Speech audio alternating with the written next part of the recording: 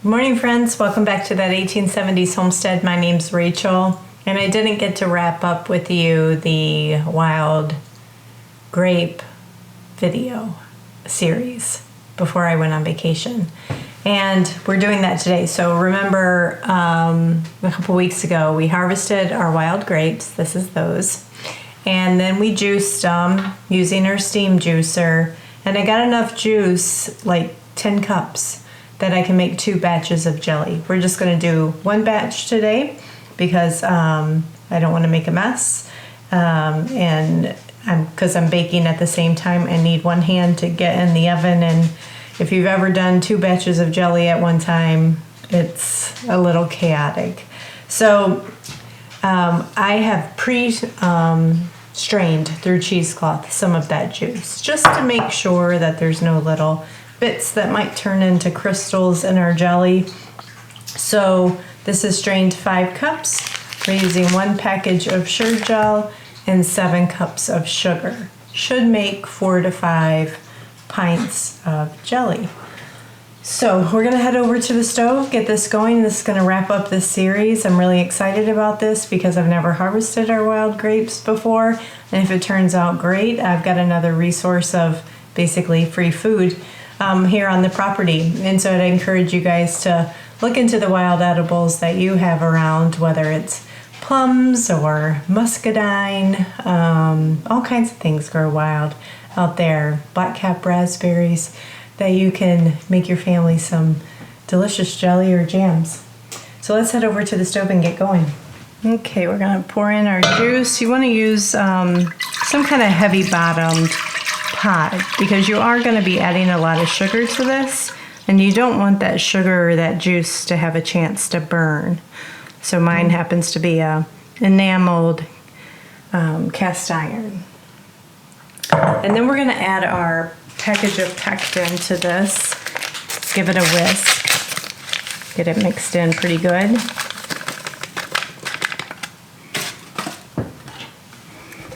If you guys stick around, you may see the bread I'm cooking, and it smells so good. All right, so we're gonna turn this on a high heat, and we're gonna bring it to a boil as fast as we can. Once it comes to a full rolling boil where I can't whisk that boil away, we're gonna let that boil for 1 minute, and then we'll add our sugar. This goes really fast, so I'll do my standard disclaimer here. This goes really fast. You don't want any distractions while you're doing this. If you're expecting a phone call, you're expecting somebody to stop by, you got little kids that may need your attention, none of that, because you need to have hands on. Don't walk away, you gotta stir it continuously, all that good stuff. And it's hot. You don't want a chance that this will boil over and get on your stove or your rug or your person or little kids, pets, things like that. So that's my disclaimer. It is one of the easiest things in the world to make, but it is hot and needs your attention while you're doing it. It is a delicious apple cinnamon roll bread. Yum, yum, yum. And a plain cinnamon roll bread. Okay, we are there where we are at a rolling boil that I can't stir it away, so I'm going to boil this for 1 minute. And you want to stir it constantly. You may need to cut the heat down just a little bit to make sure it doesn't boil over. And then we're going to add our sugar, which I've got pre-measured. And I did go throw on an apron because I do not want this grape juice to splatter on me.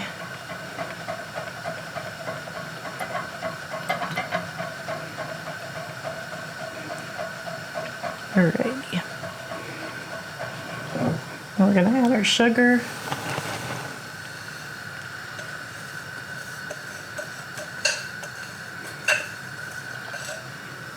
Okay, we'll get that all stirred in and then dissolved. And same thing, when it comes to a full rolling boil where you cannot stir that boil away, we're going to stir it for 1 minute and then cut the heat off, and it'll be ready to skim any foam off and jar it up. Okay, it's just about starting to boil, and this is gonna go really fast. I wanted to show you the process because I can see the boil starting to happen. You can hear even a change to the tone of the pot and the bubbles in it. And now I'm gonna keep my hand right at this eye in case I need to turn it down. Okay, we're at the full rolling boil, so I need to go 1 minute. Oh gosh. Oh gosh. Oh no. Oh no. This is exactly, I'm glad I can show you guys this. This is exactly why it is so dangerous. So dangerous. Did that cut my eye? It did. Cut my heat off.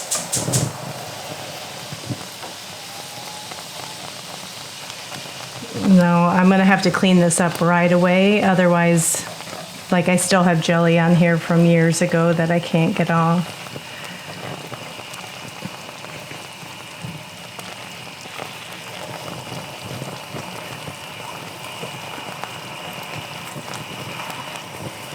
This has happened to me at least twice, and it's just so rare. Like, I mean, not rare, but it's something that you know can happen. So you stir it as fast as you can to try to prevent it, but it does happen. Okay.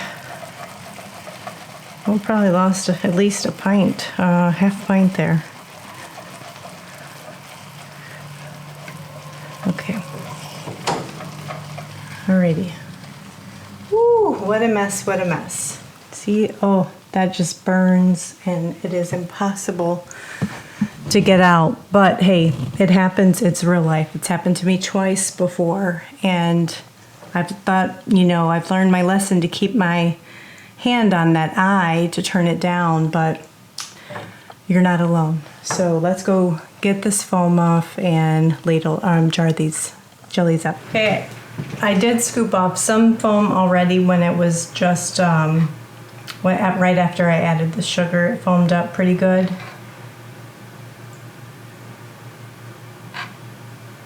And you only do this really for presentation purposes. The foam's completely edible, but if you didn't scoop it off, you would probably have a yucky little foam layers and chunks in your jelly. Just plain sandwich breads. These are for my little farmer's market, farm stand. Okay.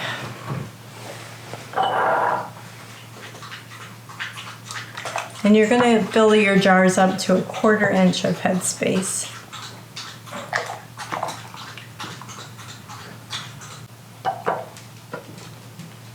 There you go. That's some really rich looking Michigan wild grape jelly. I did say I was gonna taste this with you guys, and I will. I'll wait till we're at the end and there's a little bit cooled off in the bottom of the pot. I think I'm gonna get more. Maybe the recipe was talking about pints when it said 4 to 5. All right, so I got 2, 4, 6, almost 8 half pints. Now I'm just wiping the rims of the jar to get any spilled jelly off with a warm cloth. Warm, damp cloth. Let's go on finger tight, and I'm going to be steam canning this for 10 minutes.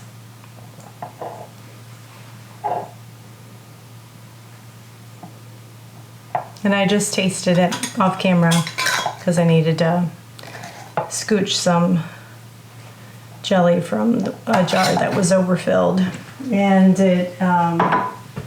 it's good. Not overly sweet at all. Oh, it's already setting up so nicely. So it'll set up more as it cools a little bit more.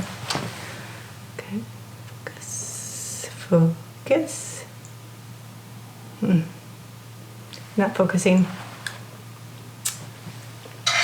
But, I mean, it's excellent. But I stick to my guns that, can you guys see that? That I like Michigan mulberry jelly the best. Maybe that's why I like the mulberry jelly a little bit more. It's more punch of fruity in your face. This is pretty mild. Alrighty, that's it. If you guys are regular viewers though and you want to stick around, I'm going to show you how I'm going to try to clean up my oven. I'm going to get this bread, a couple of them iced and ready, and show you that. But if you're only here for the jelly making, that's it. I'll always wrap up the video with what the jars look like coming out of the canner. So maybe you can fast forward through the Rachel doing other things bit. And this little jar is just gonna go, that's not quite full, is gonna go in the fridge. I have so many in the fridge from all the jelly making we've done together this year. So let's get our steam canner going. And we will try to get this oven cleaned up.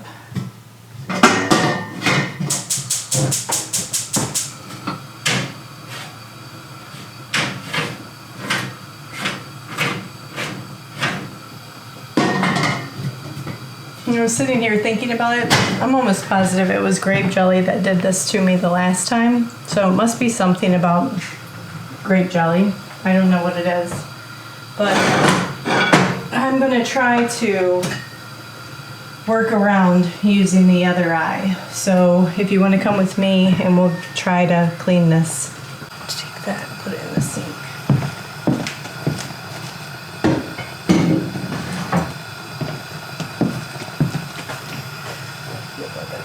Out of the way.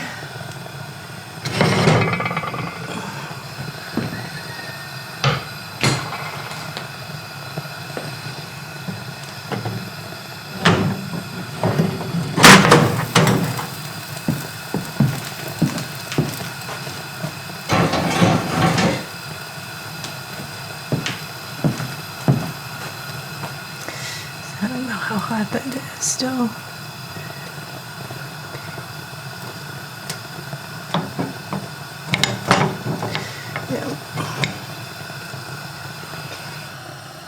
Alright, so the jelly has set a little bit, so we're going to scoop where we can. Oh, so sad.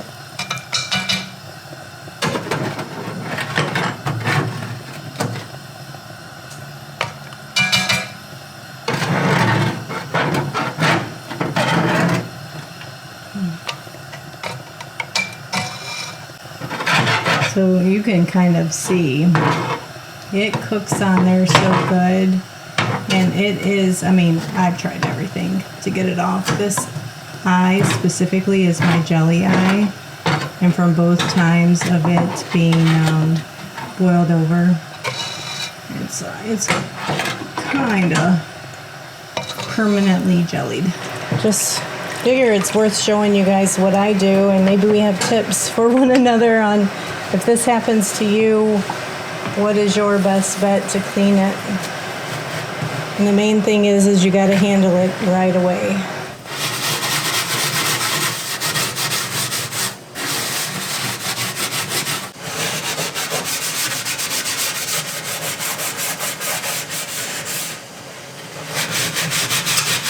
So these are just my regular Amish sandwich breads, and I made a double batch of the recipe. Let me turn that water off. And with one of them, I like rolled it out like you're gonna roll out cinnamon rolls. That's this one. Let me do one at a time while I'm talking about it. And I just filled it with the cinnamon roll filling and then rolled it up like a bread. And then just did some cute little slits in the top. So make super great French toast Like a lot of kids are going back to school. Moms need something. Is it sticking on that side? No sticky. No sticky. Okay. Wow. That looks delicious. So yummy. So yummy. Wow, that looks so good.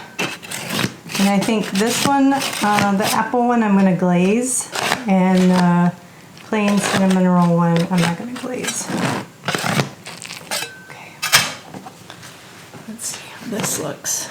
Whoa. I've never made this before, but that turned out phenomenal. Oh my goodness, let me get my hand out of the way. Oh, delicious. Moist, yummy. Oh, almost like pull apart apple cinnamon roll bread. But we're gonna let these cool and then I'll package them up for the farm stand.